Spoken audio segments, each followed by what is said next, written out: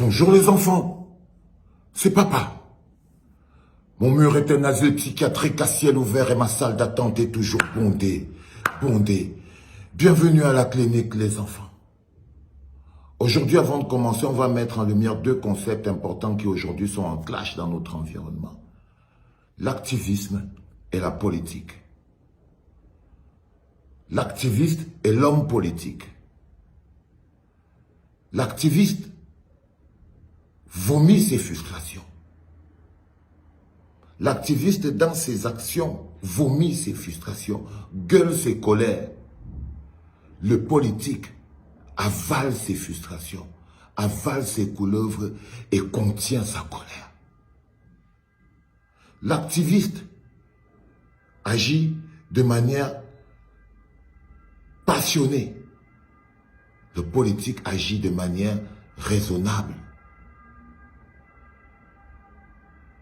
Il y a une différence fondamentale entre un homme politique et un activiste. Et le pire, c'est quand un homme politique a pour conseiller des activistes ou un activiste. Parce qu'un activiste n'a pas le format psychologique d'un homme politique. Un activiste est bruyant, un homme politique est réservé. Un activiste pense au présent. L'homme politique construit l'avenir. Un activiste agit pour l'instant précis, sur une situation bien précise. L'homme politique planifie. Vous comprenez bien ce que je dis? Qu'est-ce qu'il y a, Samuel? Mais qu'est-ce qu'il y a, frère? Je sais que tu es là. T'as pas bien dormi. Il n'a pas bien dormi. Oh, il n'a pas bien... T'as pas bien dormi de quoi? Le lit était dur. Et si le lit était dur, on n'est pas à l'hôtel, frère. Tu n'entends pas tous les loups qui sont en train de hurler autour de la clinique, là. Tu ne les entends pas. Ils ont même envie de casser la clinique parce que tu es ici. Tu sais pourquoi ils sont fâchés, non? Je sais. Bah oui. Ils t'en veulent fondamentalement ton soutien à Paul Le Pillard. C'est des activistes. Vous voyez, eux, c'est des activistes. Ils sont dans leur rôle. Un activiste agit de manière prévisible.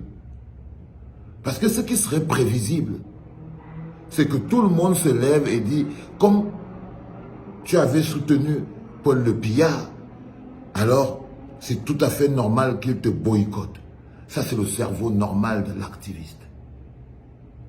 Mais l'homme politique qui a un message à envoyer pour les générations à venir va dire, tu as droit à ton opinion.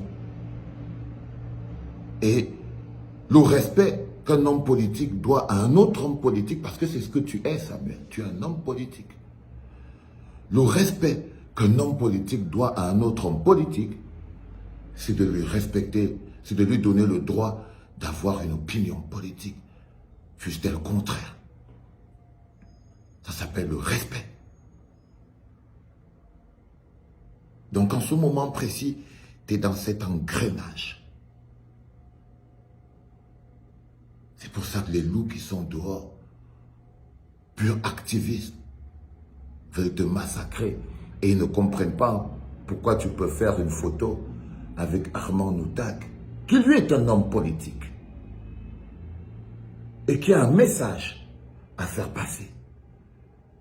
C'est que dans le Cameroun de demain, les gens ne seront pas détestés et persécutés pour leurs opinions politiques.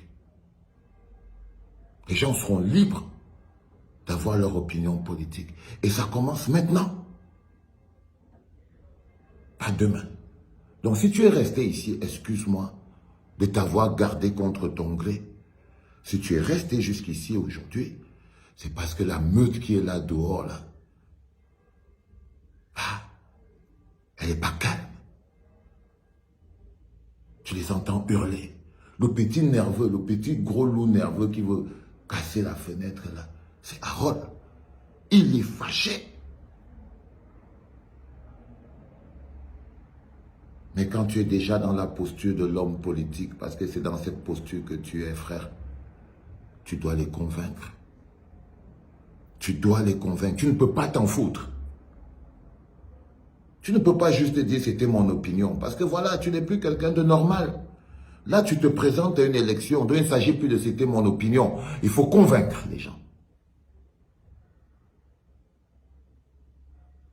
C'est très important. Je voulais te le dire et je suis obligé de te garder. Je ne peux pas te sortir. C'est encore trop chaud là dehors.